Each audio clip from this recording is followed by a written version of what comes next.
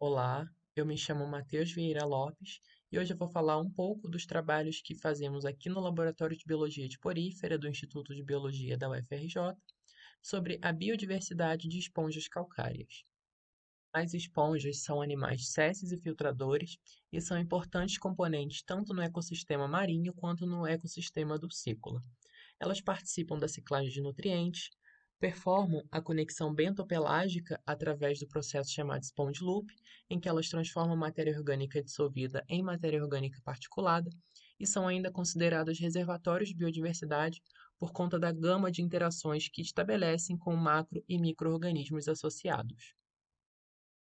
Atualmente conhecemos mais de 9.380 espécies de esponjas, agrupadas em quatro classes viventes, sendo que aqui no laboratório nós estudamos principalmente as espécies e a biologia das esponjas calcárias, que são únicas dentre as demais classes a apresentarem espículas de carbonato de cálcio. A taxonomia é a ciência que estuda a biodiversidade. Ela busca, então, descrever e delinear as espécies e também avaliar a sua distribuição. Aqui no laboratório, nós também realizamos classificações hierárquicas através de filogenias para estabelecer as relações evolutivas entre as espécies de determinado grupo. E por que estudar a biodiversidade? Bom, primeiro, porque a gente só consegue preservar aquilo que a gente conhece, e segundo, porque nós, como biólogos, buscamos entender a relação entre as diferentes formas de vida presentes na Terra.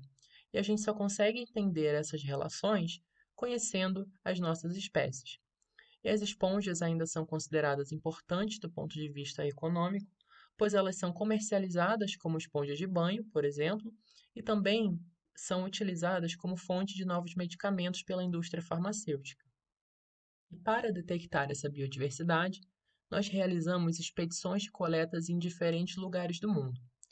Nesse âmbito chamado Atlântico Tropical Ocidental, nós temos essas duas regiões consideradas o Grande Caribe e o Brasil, onde participamos de diversas expedições de coleta buscando as esponjas calcárias.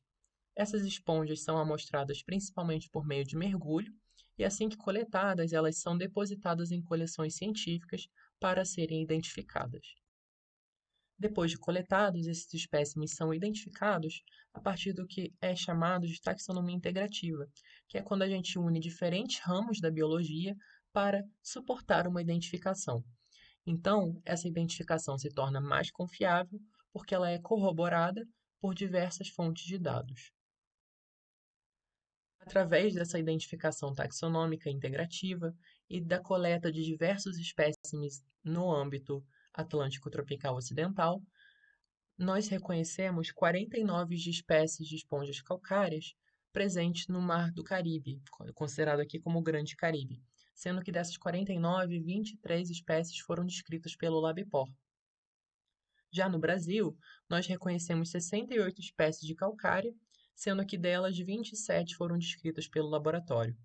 Algumas dessas espécies, como por exemplo essas que a gente tem aqui nas fotos, são encontradas apenas nessas regiões.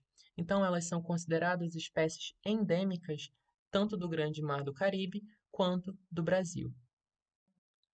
Entretanto, algumas espécies apresentam o que chamamos de ampla distribuição, ou seja, são encontradas tanto no Caribe como no Brasil.